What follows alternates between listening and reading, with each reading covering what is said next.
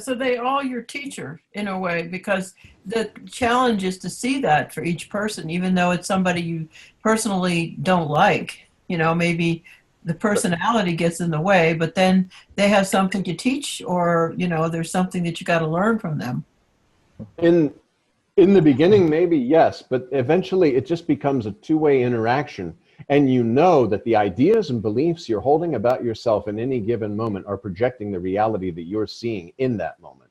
And when you're not projecting any ideas or beliefs or attitudes or concepts about yourself, you're seeing the reality. You're living the reality without a you and without an other. Just a spontaneous symphony.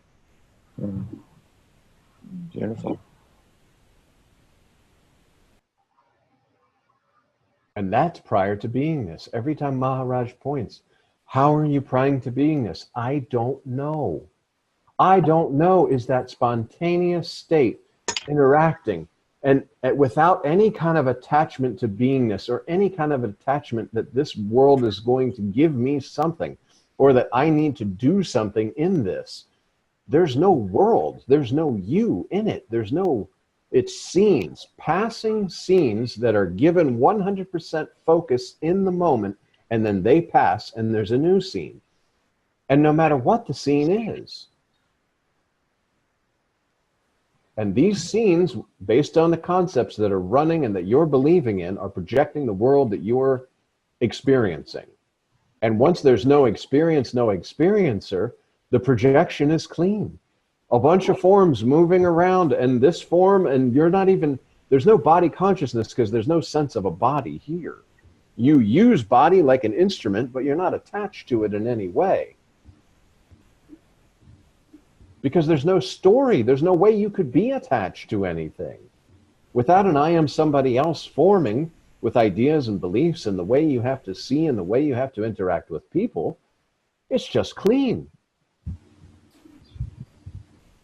The residue is formed by the somebody else, right? And the I am somebody else, when that mind starts to be believed in, the mind is a flow of thoughts, but the flow of thoughts conglomerated as an I am somebody else with these thoughts, I'm thinking these thoughts are about me.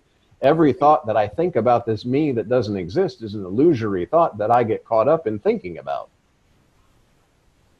And you said something earlier about the mind being the same as the subtle body, or the subtle... Yeah, that is the subtle body. The subtle body is that mind, ego, intellect. This is the body. The functioning organs of this body are heart, lungs, brain, eyes.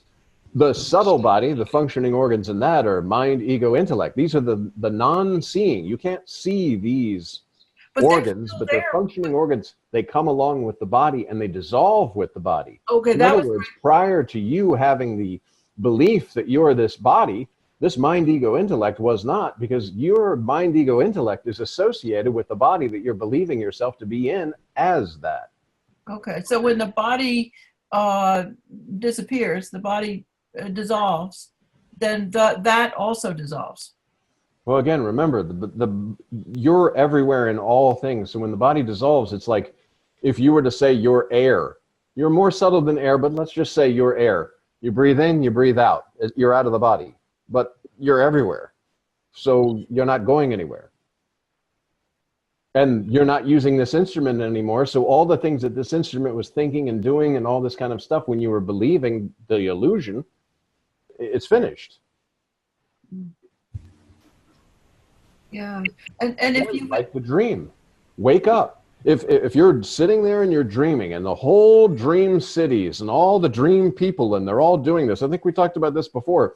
Yeah, the guy was going off to college. He was working really, really, really hard to get his college degree, and he wanted to be a doctor. And you wake up. Yeah. Was it unfair to that guy that he never got to get his dream fulfilled because you woke up? You see? Yeah. Everything came out of nothing. Everything dissolves within nothing. In between, there appears to be something. There appears to be a John and a Sandra and a Kathleen and a Trish and a Mary and an Andrew. But this appearance on nothing will return to nothing. All of this appearance is just the illusion for a time, because the birth, like Nisargadatta Maharaj says, the birth is the beginning of time. The ending of time is so-called death.